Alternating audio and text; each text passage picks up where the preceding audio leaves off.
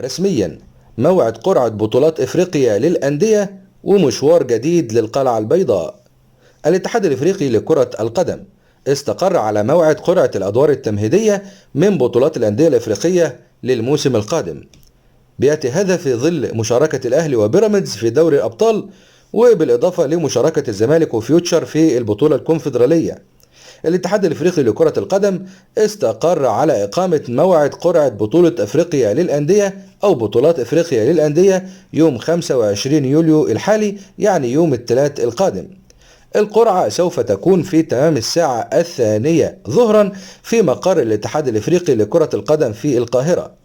نادي الزمالك ومن خلال هذه البطولة بيسعى للتتويج والعودة من جديد إلى منصات التتويج الإفريقية، ثم بحث العودة من جديد إلى دوري الأبطال.